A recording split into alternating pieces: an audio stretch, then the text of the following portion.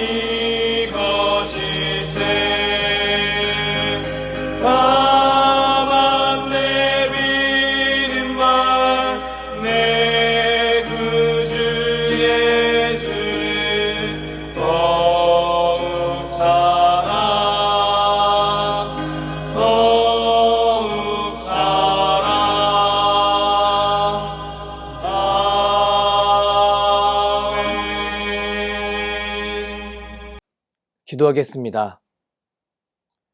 아버지 하나님, 우리를 말씀의 자리에 불러주시고 이렇게 기도하게 하시니 감사합니다. 오늘 새벽 주님 앞에 나아갈 때 우리 안에 하나님만이 주실 수 있는 지혜와 용기가 충만해지길 소망합니다. 우리는 우리의 힘과 능력으로 사는 것이 아니라 하나님을 의지하며 하나님의 도우심으로 살아야 하는 존재임을 믿습니다. 능력의 하나님, 주의 백성들이 날이 지날수록 주를 의지하게 하시고 주가 주시는 힘과 능력으로 맡겨진 나의 삶을 최선의 삶으로 기경할 수 있도록 인도하여 주시옵소서. 그리하여 우리의 삶을 통해 하나님의 영광을 주의 이웃들이 보게 하여 주시옵소서. 사랑하는 수유제일교회 가운데 하늘의 평안을 더해 주셔서 거룩한 주의를 지키는 성도들이 마음의 힘을 얻고 날마다 승리하는 삶을 살게 하여 주시옵소서. 사랑하는 담임 목사님 가운데 영육 간의 강건함을 주시고 영의 양식을 선포할 때 모든 성도들이 영혼의 참 만족과 기쁨을 경험하게 하여 주시옵소서. 이제 주의 말씀을 묵상합니다. 통독하는 말씀과 선포되어지는 말씀을 통해 하나님의 음성을 듣길 원합니다. 성령 하나님, 우리의 심령을 주관하여 주시옵소서. 감사드리며 예수님의 이름으로 기도드립니다. 아멘. 사사기 2장. 여호와의 사자가 길갈에서부터 복임으로 올라와 말하되 내가 너희를 애굽에서 올라오게 하여 내가 너희의 조상들에게 맹세한 땅으로 들어가게 하였으며 또 내가 이르기를 내가 너희와 함께한 언약을 영원히 어기지 아니하리니 너희는 이 땅의 주민과 언약을 맺지 말며 그들의 제단들을 헐라하였거늘 너희가 내 목소리를 듣지 아니하였으니 어찌하여 그리하였느냐. 그러므로 내가 또 말하기를 내가 그들을 너희 앞에서 쫓아내지 아니하리니 그들이 너희 옆구리의 가시가 될 것이며 그들의 신들이 너희에게 올무가 되리라 하였노라. 여호와의 사자가 이스라엘 모든 자손에게 이 말씀을 이르매 백성이 소리를 높여 운지라. 그러므로 그곳을 이름하여 복임이라 하고 그들이 거기서 여호와께 제사를 드렸더라. 전에 여호수아가 백성을 보내매 이스라엘 자손이 각기 그들의 기업으로 가서 땅을 차지하였고, 백성이 여호수아가 사는 날 동안과 여호수아 뒤에 생존한 장로들, 곧 여호와께서 이스라엘을 위하여 행하신 모든 큰 일을 본 자들이 사는 날 동안에 여호와를 섬겼더라. 여호와의 종 눈의 아들 여호수아가 110세에 죽음에 무리가 그의 기업의 경내에 에브라임 산지 가하스산 북쪽 딥낫 헤레스의 장사였고, 그 세대의 사람도 다 그 조상들에게로 돌아갔고, 그 후에 일어난 다른 세대는 여호와를 알지 못하며 여호와께서 이스라엘을 위하여 행하신 일도 알지 못하였더라.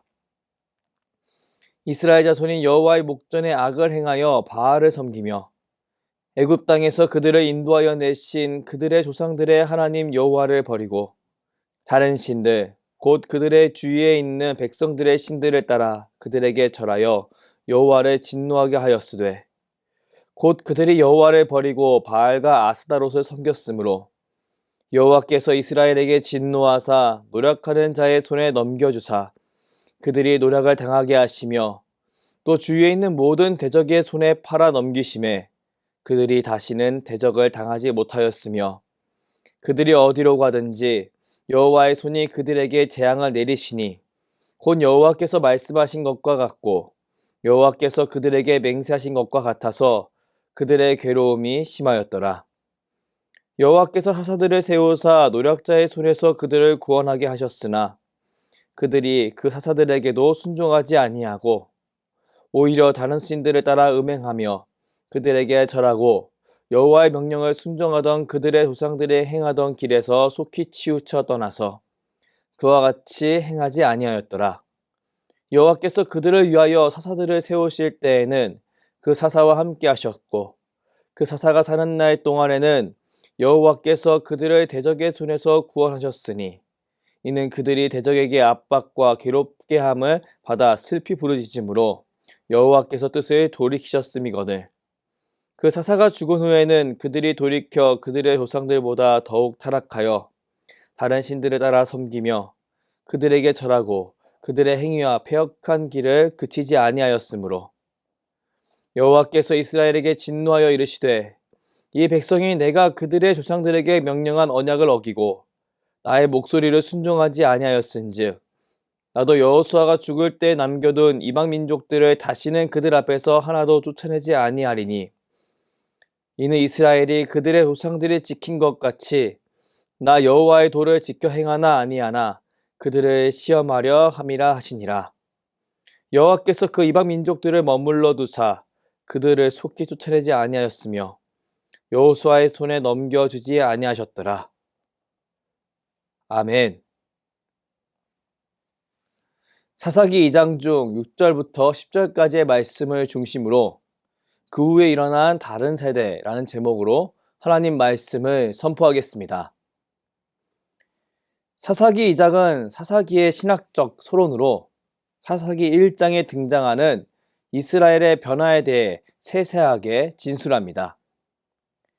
사사기 2장 1절부터 5절 말씀을 보면 성경은 사사기 1장에 등장한 이스라엘의 변화에 대한 하나님의 메시지를 분명하게 전합니다. 2장 2절부터 3절까지의 말씀을 함께 읽겠습니다.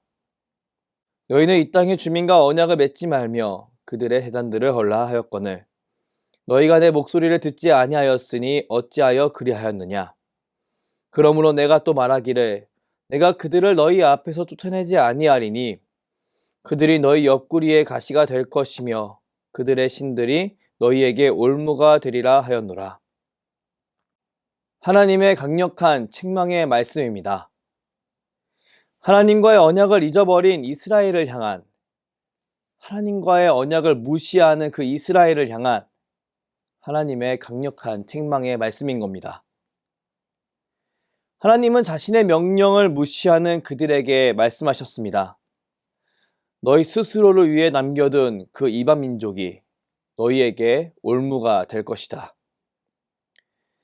이스라엘 민족은 가나안 사람들을 남겨두는 것에 대해 큰 문제의식을 갖고 있지 않았습니다. 이스라엘 민족은 힘이 있으면 쫓아내는 거고 힘이 부족하면 그리고 그들이 나보다 커 보인다면 그냥 함께 살면 되는 거지라고 가볍게 생각하고 말았습니다. 하지만 이것은 이스라엘 민족을 거룩한 하나님의 백성으로 부른 하나님의 뜻에 반하는 행동이었고 자신들이 얼마나 이방 민족의 문화와 종교에 취약한지 그들이 몰랐게 했던 행동이었습니다. 사사기 2장은 사사기 1장의 전체적인 개론을 마무리하는 이 내용을 통해 이스라엘의 변질은 정말 우리가 피해야 할 반면교사인 것을 분명히 보여줍니다. 그리고 2장 6절부터 이어지는 내용을 통해 변질된 이스라엘이 왜 이렇게 변했는지를 설명합니다. 본문 6절 말씀을 함께 읽겠습니다. 전에 여호수아가 백성을 보내매 이스라엘 자손이 각기 그들의 기업으로 가서 땅을 차지하였고 지금 시점이 바뀌었습니다. 사사기 1장은 여호수아가 죽은 후에 일어난 일들을 설명했습니다. 그런데 지금 6절 말씀을 보니 성경은 여호수아가 가나안 땅을 정복하고 분배하던 때로 우리의 시점을 전환시킵니다. 그리고 여호수아 24장에 등장하는 내용을 간략하게 진술하므로 이스라엘의 변질의 이유에 대해 우리가 묵상하도록 인도합니다. 본문 7절 말씀과 10절 말씀을 함께 읽겠습니다. 백성이 여호수아가 사는 날 동안과 여호수아 뒤에 생존한 장로들 곧 여호와께서 이스라엘을 위하여 행하신 모든 큰 일을 본 자들이 사는 날 동안에 여호와를 섬겼더라.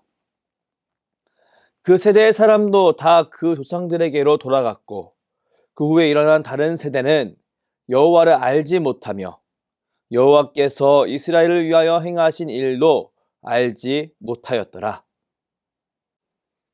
이스라엘의 변질을 고발하는 사사기는 우리에게 이스라엘 가운데 신앙의 단절이 일어났음을 보여줍니다. 여호수아와 함께 살며 하나님의 놀라운 역사를 경험한 그 수많은 장로들이 다음 세대에게 그 경험과 신앙을 잘 전달하지 못한 것입니다. 성경은 그 후에 일어난 다른 세대는 여호와를 알지 못하며 여호와께서 이스라엘을 위해 했던 그 일들에 대해서도 알지 못했다고 증언합니다. 참 안타까운 모습입니다. 하지만 실제 자신의 자녀에게 그 신앙을 전달하려고 하는 부모의 입장에서는 너무나 공감이 되는 말씀입니다. 사람은 자신이 그 일을 겪지 않는다면 그 일의 어려움을 알지 못합니다. 책을 통해 간접 경험을 아무리 많이 한다 할지라도 이것을 내가 직접 경험하는 것과는 천지차이입니다. 그렇기에 이 신앙의 전수에 관해 자녀를 낳기 전까지는 우린 너무나 쉽게 이야기하곤 합니다. 하지만 현실은 어떠한가요? 한국교회 교회학교 숫자를 생각해 본다면 우리는 이 사실에 대해서 좀 더 심각하게 생각해 볼 수 있습니다. 한국교회는 전 세계 교회 역사 가운데 가장 강력한 부흥의 역사를 경험한 교회였습니다. 하지만 지금 한국교회는 교회학교가 있는 교회가 소수에 불과한 그런 교회가 되어버렸습니다. 물론 인구 절벽으로 인한 학령 인구 감소로 교회학교 숫자가 줄었다고 할 수 있을 것입니다. 하지만 세대별 신앙인의 퍼센트를 확인할 경우 이것은 단순히 인구 절벽의 문제가 아니라는 것을 알 수 있습니다. 어떤 책을 보니 종교인 중에 기독교인 인구가 가장 많다는 통계를 보았습니다. 그런데 한국 전체 인원 중에 종교인의 비중은 50%도 되지 않았습니다. 그렇다면 한국 전체 인원 중에 기독교인의 비중은 어떠하다고 할 수 있을까요? 맞습니다. 지금 우리는 사사기 시대를 떠올릴 것 없이 지금 우리 시대 속에서 신앙의 단절을 겪고 있습니다. 급격하게 바뀌는 사회 속에서 신앙이 아닌 다른 가치관을 굳게 붙잡는 자녀들을 경험하는 것입니다. 정말 안타깝고 아쉬운 일이 아닐 수 없습니다. 그렇게 이런 현실에 놓인 우리에게 사사기 말씀은 우리를 돌이키게 만드는 중요한 말씀입니다. 본문 10절 말씀을 보면 그 후에 일어난 다른 세대의 가장 큰 특징이 드러납니다. 첫째, 그들은 여호와를 알지 못했습니다. 둘째, 그들은 여호와가 이스라엘에게 하신 일을 알지 못했습니다.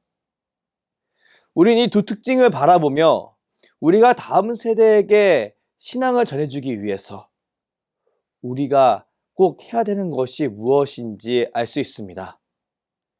첫째, 우리는 여호와를 알게 해야 합니다. 신앙의 전수에 있어서 여호와를 알게 하는 것은 정말 중요한 일입니다. 그 이유는 여호와는 다른 우상과 전혀 다른 분이시기 때문입니다. 사람은 원죄로 인해 하나님의 형상이 파괴되었지만 종교성을 가지고 있습니다. 그렇기에 사람은 사람을 초월하는 누군가를 인지하게 되어 있고 그 존재를 나름 자신의 방식으로 해석하고 받아들이려는 성향을 가지고 있습니다. 그렇기에 사람은 신이 있다 없다라는 문제로 의견이 갈라지게 되는 것이고 그 신은 어떠한 존재인가라는 질문으로 의견이 갈라지게 되는 겁니다. 만약 사람에게 초월적인 존재가 중요하지 않다면 어떻게 되었을까요? 사람들은 이런 문제에 대해 언급하지도 않고 고민도 하지 않을 겁니다.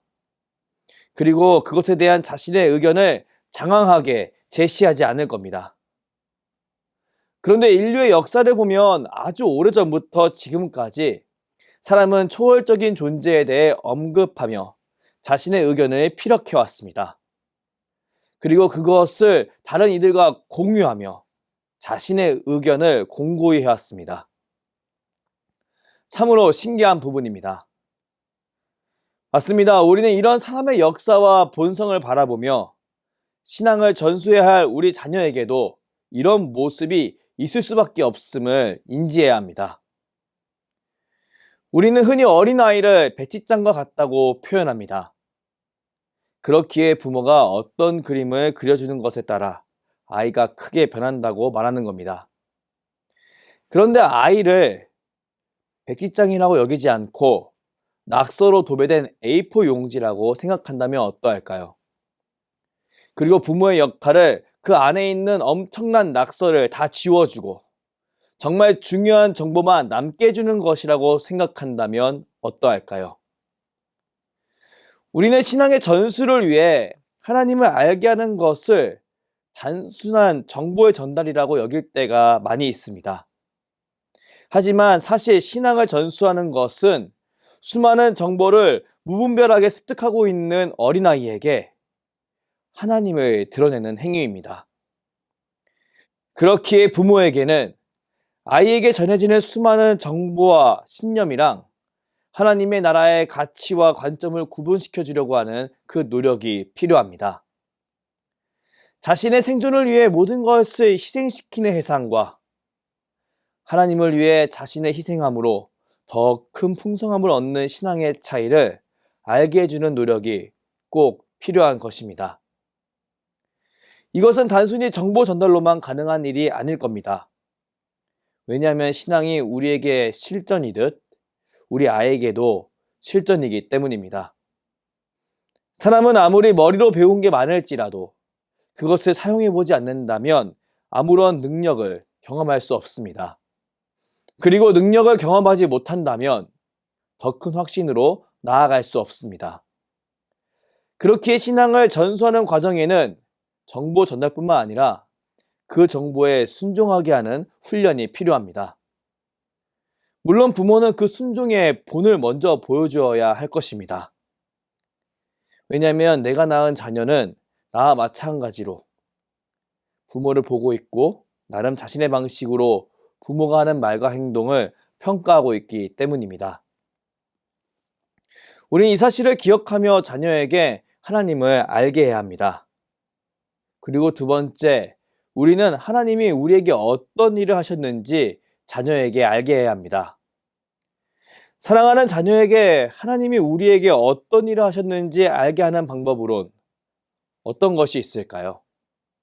첫째, 성경의 내용을 알려주는 것이 기초가 될 것입니다. 그리고 둘째, 내 삶에 일어난 간증을 자녀에게 말해주는 것이 필요할 겁니다. 우리는 신앙을 전수하는 과정에서 성경 교육에 집중하는 한편, 내 신앙의 간증을 자녀에게 나누는 것을 소홀히 여기곤 합니다.